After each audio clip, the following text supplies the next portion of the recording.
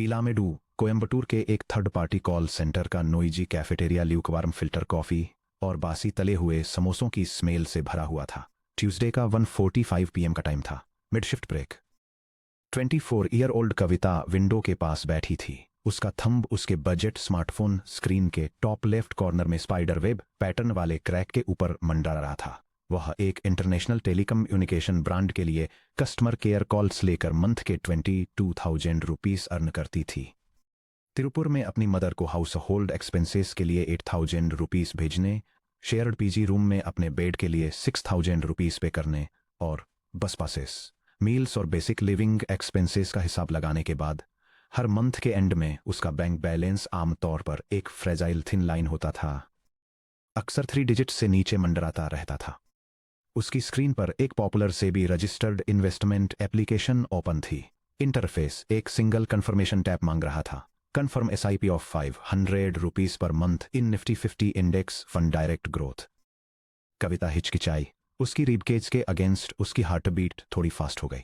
उसके हेड में 2 distinct voices control के लिए फाइट कर रही थीं। फर्स्ट वॉइस कंडीशनिंग से पैदा हुई एक शार्प मॉकिंग विस्पर थी। 500 रुपीस, क्या आप सीरियस हैं कविता? 500 रुपीस से क्या डिफरेंस पड़ेगा? वह कोई इन्वेस्टमेंट नहीं है, ये वेल्थ की इंसल्ट है।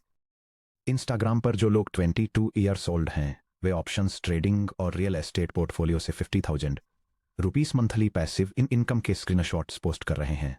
आप शेयर मार्केट में 500 रुपीस डाल रही हैं, वही मार्केट जिसके बारे में आपके अंकल ने आपको वार्न किया था कि यह सिर्फ रिच लोगों के लिए गैम्बलिंग है। आप ये मनी लूज कर देंगी, और अगर आप नहीं भी करती हैं तो भी 500 रुपीस आपको कोई हाउस या कार नहीं खरीद कर देगा। दूसरी आवाज शांत थी लेकिन जिद्दी थी। ये वही आवाज थी जिसने उसे एक इंटरनेट कैफे में नाइट शिफ्ट्स में काम करते हुए अपनी करस्पोंडेंस डिग्री पूरी करने के लिए पुश किया था। यह एक शांत बगावत की आवाज थी। उसकी फैमिली में किसी के पास कभी एक भी फाइनेंशियल इंस्ट्रूमेंट नहीं था। उसकी मदर की पूरी फाइनेंशियल दुनिया बस एक physical post office recurring deposit RD passbook तक सीमित थी, जो बहुत कम रिटर्न्स देती थी और हर महीने एक उमस भरी लाइन में 2 आवर्स का वेट मांगती थी। उसके पूर्वजों ने जीरो एसेट्स बनाए थे। अपने अंगूठे के एक क्विक मजबूत प्रेस के साथ कविता ने ग्रीन बटन टैप किया। Transaction confirmation screen, status successful, amount 500 rupees, frequency monthly, हर महीने की 5th, asset class equity, Nifty 50 index fund direct, expense ratio 0.06%, next auto debit अगले महीने की 5th। उसने एक लंबे मिनट तक कंफर्मेशन स्क्रीन को घूरा। इमोशंस का एक अजीब मिक्सचर उस पर छा गया। एम्बेरेसमेंट की एक माइक्रोडोज, जिसके तुरंत बाद अथॉरिटी का एक अनजाना एहसास आया। अपनी लाइफ में पहली बार उसने सिर्फ पैसे खर्च नहीं किए थे या बैंक अकाउंट में सेव नहीं किए थे जहां इन्फ्लेशन धीरे धीरे उसकी परचेजिंग पावर को कम कर देती। उसने इंडियन इकोनॉमी का एक हिस्सा खरीद लिया था। Section break, too small to matter myth को डिकंस्ट्रक्ट करना। कविता और संतोष जैसे फर्स्ट जनरेशन इन्वेस्टर्स के सामने सबसे बड़ा मेंटल बैरियर ये टॉक्सिक बिलीफ है कि वेल्थ बिल्डिंग के लिए एक मैसिव इनिशियल लंप सम की जरूरत होती है।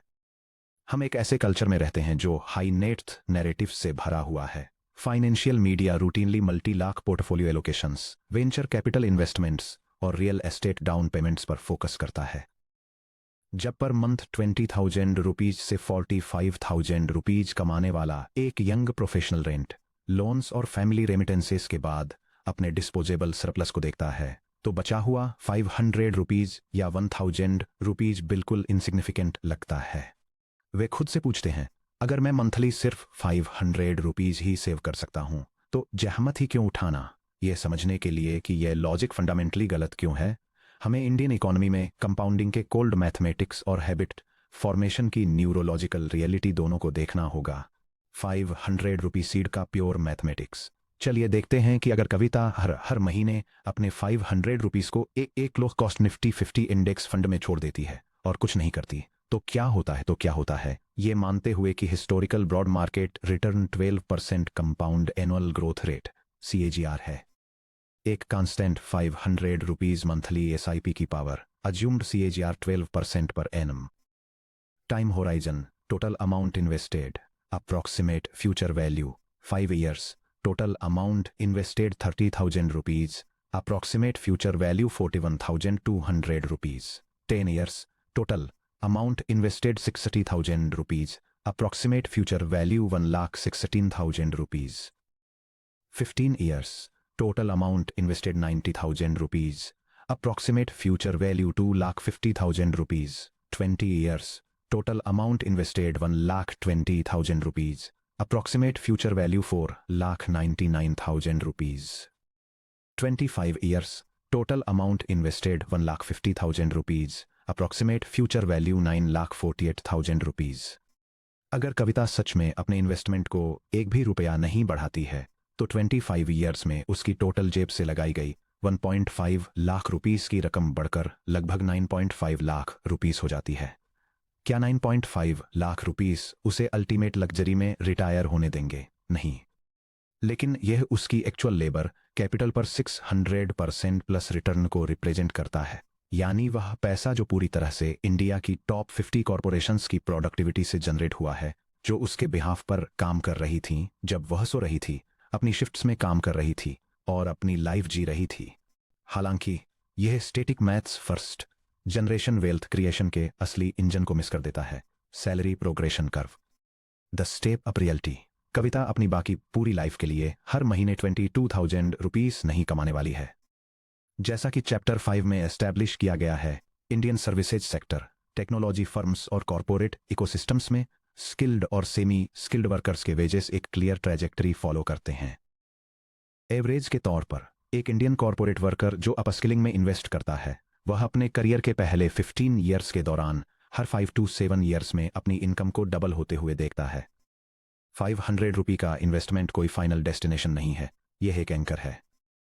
सोचिए कि क्या होता है जब कविता एक simple 10% step up rule apply करती है, जिसका मतलब है कि हर साल जैसे जैसे उसकी सैलरी बढ़ती है, वह अपने मंथली इन्वेस्टमेंट को सिर्फ 10% बढ़ाती है। ईयर 1 में 500 रुपीस से ईयर 2 में 550 रुपीस, ईयर 3 में 605 रुपीस और इसी तरह।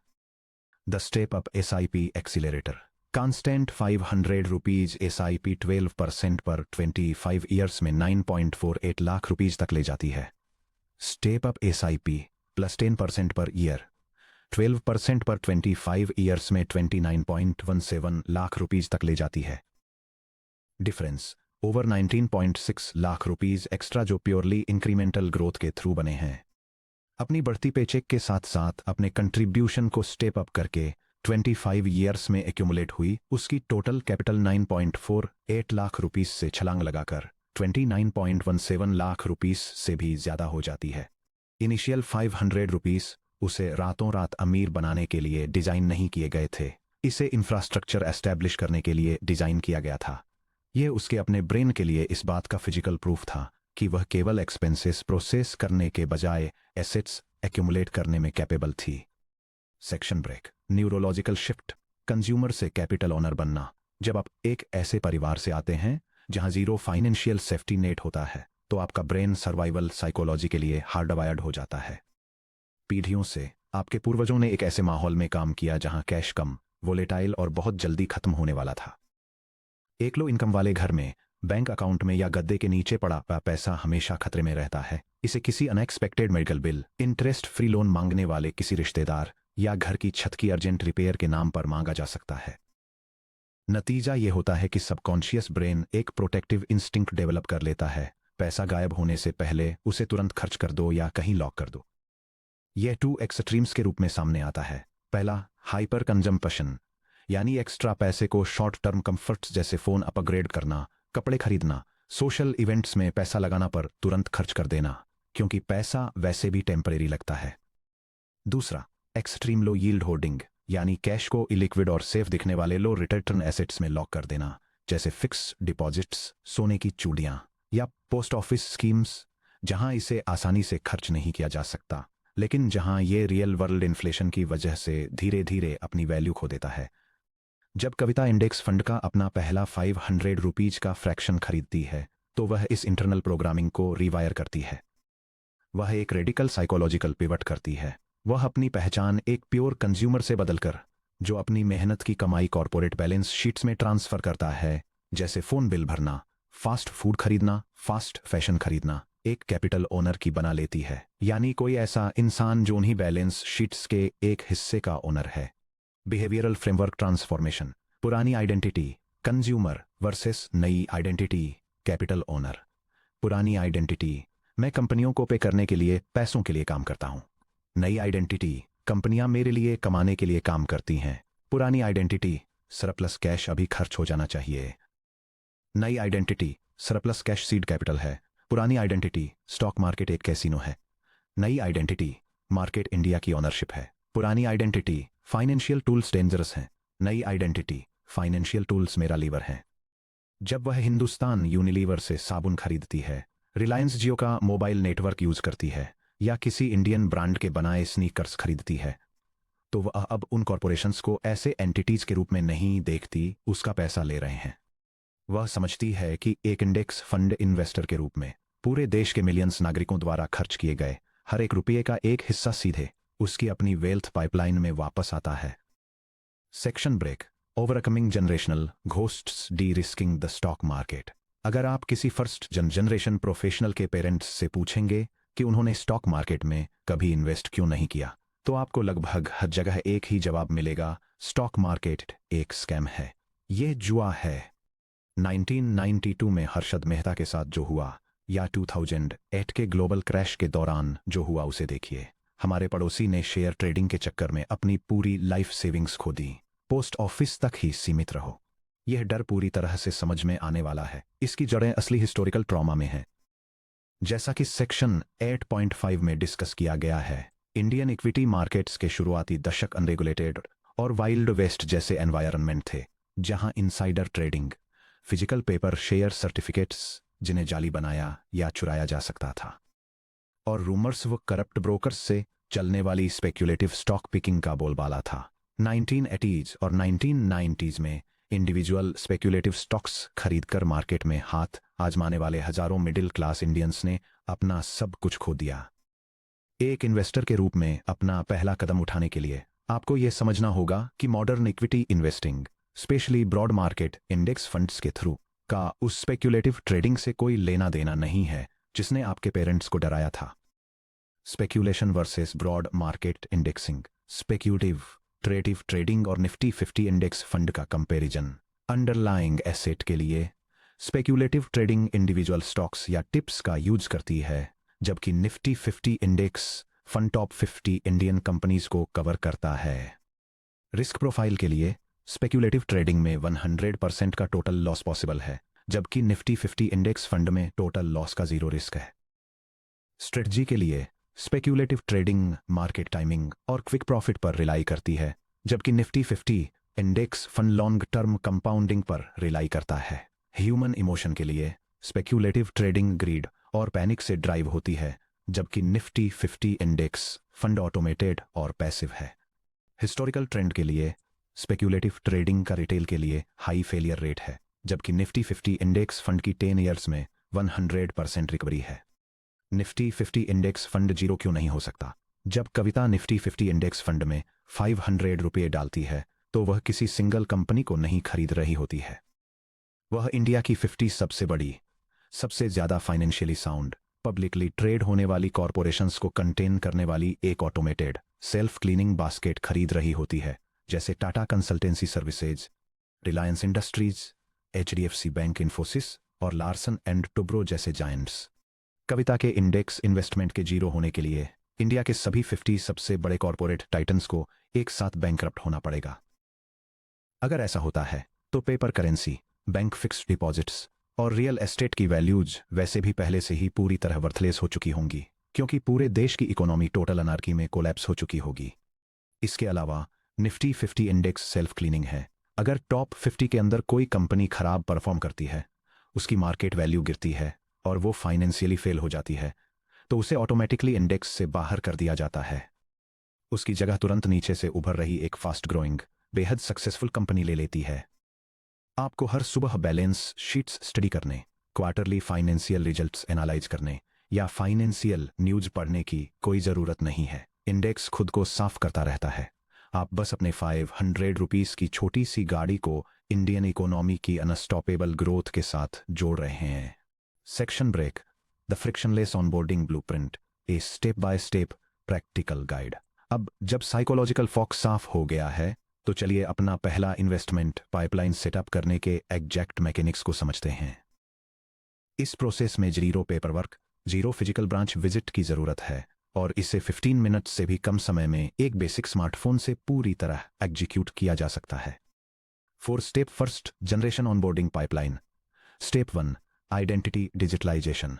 आधार प्लस इनकम टैक्स पोर्टल के जरिए ई पैन डाउनलोड करें। ये श्योर करें कि आधार एक्टिव मोबाइल नंबर से लिंक्ड है। Step 2, account selection. SEBI registered direct mutual fund app download करें।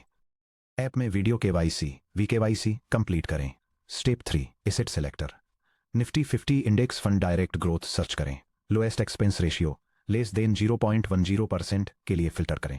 Step 4, automation. SIP systematic investment plan select करें जो 500 रुपीज तक जाता है। हर महीने की 5th डेट को ऑटो डेबिट सेट करें। Step 1, solving the identity friction, e PAN और केवाईसी। कई फर्स्ट जनरेशन स्टार्टर्स के पास फिजिकल पैन कार्ड नहीं होता या वो मानते हैं कि एप्लीकेशन प्रोसेस में हफ्तों लगते हैं। अब ऐसा बिल्कुल नहीं है। Instant e PAN.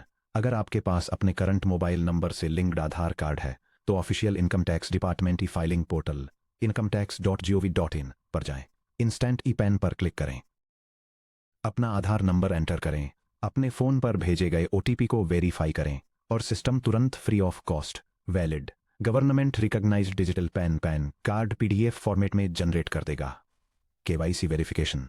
अपना चुना हुआ इन्वेस्टमेंट प्लेटफॉर्म खोलें। एप्लीकेशन आपसे आपका पैन नंबर और आधार नंबर मांगेगी। यह डिजिलॉकर के जरिए आपकी डिटेल्स फेच करेगी और आपको 5 सेकंड की सेल्फी लेने या एक short video KYC VKYC complete करने के लिए कहेगी। Step 2, choosing the right platform. High cost traditional agents या बैंक मैनेजर्स से बचें जो महंगे कमीशन वाले प्रोडक्ट्स बेचते हैं। SEBI registered low cost digital platform का इस्तेमाल करें जो डायरेक्ट प्लान्स ऑफर करता है, जैसा कि चैप्टर 6 सेक्शन 6.66 में बताया गया है। पॉपुलर हाईली रेगुलेटेड चॉइसेस में ग्रो शामिल है, जिसका user friendly interface absolute beginners के लिए आइडियल है। जेरोधा कॉइन जो डीमैट इकोसिस्टम से कनेक्टेड एक डायरेक्ट म्यूचुअल फंड प्लेटफॉर्म है, और कुवेरा जो एडवांस्ड ट्रैकिंग फीचर्स वाला एक क्लीन और गोल ओरिएंटेड प्लेटफॉर्म है। क्रूशियल रूल यह है कि हमेशा यह सुनिश्चित करें कि आप म्यूचुअल फंड का डायरेक्ट ग्रोथ वेरिएंट ही सिलेक्ट करें, रेगुलर वेरिएंट कभी नहीं। रेगुलर वेरिएंट चुपचाप आपके पैसे का एक हिस्सा हर सिंगल साल मिडलमैन एजेंट्स को लाइफ टाइम कमीशन के रूप में ट्रांसफर करता है, जो आपकी लाइफ टाइम में लाखों रुपए के लॉस में कंपाउंड हो जाता है। स्टेप 3, अपना पहला एसेट सिलेक्ट करना। इन ऐप्स पर अवेलेबल हजारों कॉम्प्लेक्स म्यूचुअल फंड स्कीम्स को देखकर ओवरवेल्म्ड मत होइए। अभी के लिए sector funds, small cap funds, international funds और हाई रिस्क थीमेटिक ऑफरिंग्स को इग्नोर करें। ऐप के सर्च बार में टाइप करें Nifty 50 index fund direct growth. आपको वैरायटी ऑफ एसेट मैनेजमेंट कंपनियों जैसे यूटीआई, नवी, एचडीएफसी या आईसीआईसीआई प्रूडेंशियल द्वारा ऑफर किए गए ऑप्शंस दिखाई देंगे। 2 स्पेसिफिक मीट्रिक्स पर ध्यान दें। पहला एक्सपेंस रेशियो। सबसे कम एक्सपेंस रेशियो वाला फंड चुनें, आइडियली 0.05% और 0.10% के बीच। दूसरा ट्रैकिंग एरर। ये सुनिश्चित करें कि फंड का ट्रैकिंग एरर लो हो। ये मेजर करता है कि फंड एक्चुअल इंडेक्स को कितना एक्यूरेटली मिरर करता है। स्टेप 4, सिस्टम को ऑटोमेट करना, यानी set and forget rule. Start SIP यानी सिस्टमैटिक इन्वेस्टमेंट प्लान सेलेक्ट करें।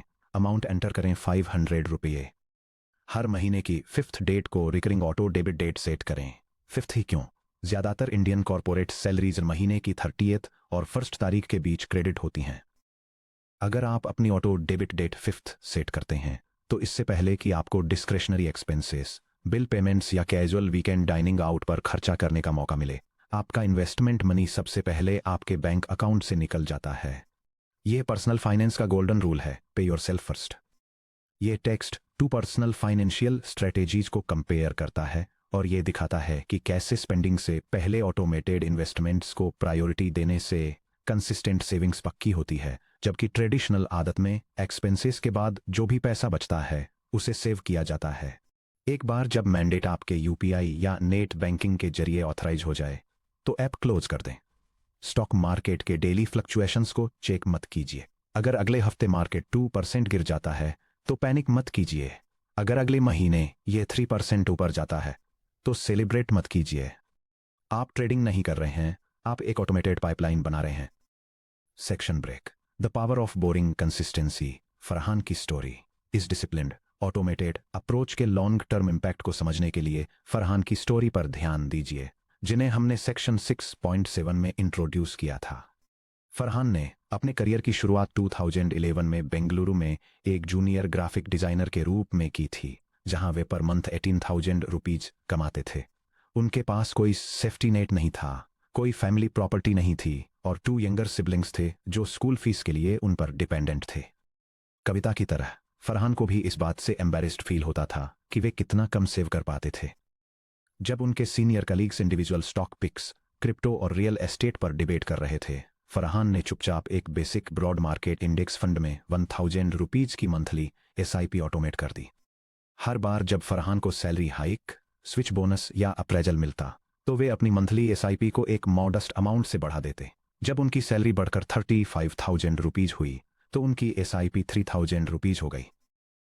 जब उन्होंने 75,000 रुपीज को ब्रीच किया तो उनकी एसआईपी 15,000 रुपीज हो गई। फरहान ने मार्केट को टाइम करने की कोशिश नहीं की। जब मार्च 2020 में कोविड पैंडेमिक आया और डरावना मार्केट क्रैश हुआ, तब भी उन्होंने सेल नहीं किया। जब बाकी लोग पैनिक होकर अपने पैसे निकाल रहे थे, तब फरहान का 5th ऑफ द मंथ का ऑटोमेटेड डेबिट चुपचाप एग्जीक्यूट हुआ, जिससे डिस्काउंटेड प्राइसेस पर इक्विटीज बाय होती रहीं। 2024 तक एक मॉडेस्ट 1,000 रुपीज एसआईपी से स्टार्ट करने के 13 ईयर्स बाद फरहान का इन्वेस्टमेंट पोर्टफोलियो 58 लाख रुपीज को क्रॉस कर गया। उन्होंने एक भी ब्रिलियंट स्पेक्युलेटिव स्टॉक कॉल नहीं लिया, उन्होंने कोई ऐप इन्वेंट नहीं किया, उन्होंने ऑप्शंस ट्रेडिंग नहीं की, उन्होंने बस एक बोरिंग ऑटोमेटेड एसेट इंजन बनाया और इंडियन इकोनॉमी की कंपाउंडिंग पावर को अपने लिए हैवी लिफ्टिंग करने दी। Section break. The conflict, the elephant in Kavita's room. Kavita का अंगूठा अभी भी उनकी स्क्रीन पर था। उनकी 500 रुपीज एसआईपी का ट्रांजैक्शन कंफर्मेशन अभी भी दिख रहा था। उसे प्राउड की एक सच्ची फीलिंग आई, लेकिन जैसे ही उसने इन्वेस्टमेंट ऐप बंद करके अपना अवेलेबल बैलेंस चेक करने के लिए मोबाइल बैंकिंग इंटरफेस खोला, रियलिटी उसके सीधे सामने आ खड़ी हुई। उसके प्राइमरी डैशबोर्ड पर एक साफ नोटिफिकेशन दिख रहा था, upcoming auto debit, personal loan EMI 4,200 rupees 10th को ड्यू हैं।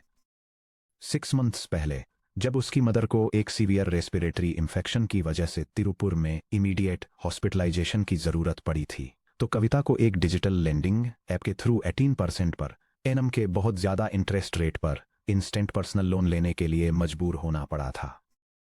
इसके अलावा उसके पास 12,000 रुपीज का एक छोटा सा अनपेड क्रेडिट कार्ड बैलेंस भी था, जिस पर 42% पर ईयर का आंखें नम कर देने वाला इंटरेस्ट रेट लग रहा था। वह उन नंबर्स को घूरती रही। फर्स्ट जनरेशन फाइनेंशियल पायनियर का सबसे बड़ा विरोधाभास यही था।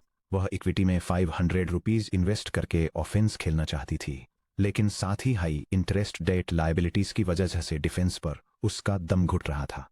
अगर उसका इंडेक्स फंड एक साल में एवरेज 12% का रिटर्न देता है, लेकिन उसका क्रेडिट कार्ड उससे 42% पर ईयर चार्ज कर रहा है, तो स्टॉक मार्केट में डाला गया उसका हर एक रुपया मैथमेटिकली उसके अगेंस्ट कंपाउंड हो रहे प्रेडेटरी इंटरेस्ट की वजह से 3 टाइम्स ज्यादा खत्म हो रहा है।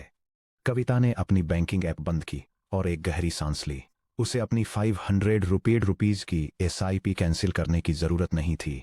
वह आदत उसके फ्यूचर के लिए उसकी साइकोलॉजिकल लाइफलाइन थी, लेकिन उसे अचानक पूरी क्लैरिटी के साथ रियलाइज हुआ कि वह दलदल के ऊपर एक टिकाऊ एम्पायर नहीं बना सकती। अपनी वेल्थ पाइपलाइन को एग्रेसिवली एक्सपेंड करने से पहले उसे अपनी इनकम को निगल रहे हाई इंटरेस्ट डेट ट्रैप्स को खत्म करने के लिए एक सिस्टमैटिक बैटल टेस्टेड प्लान की जरूरत थी। Section break. लाखों यंग इंडियन प्रोफेशनल्स के लिए उस भारी और दम घोटने वाले मुद्दे पर बात करने का टाइम आ गया है, यानी वे हाई इंटरेस्ट डेट ट्रैप्स जो आपको हमेशा एक हैमस्टर व्हील पर बनाए रखने के लिए डिजाइन किए गए हैं। पेज मोड़कर 10.3 the debt escape plan, personal loans, credit cards और gold loans a priority framework पर जाएं।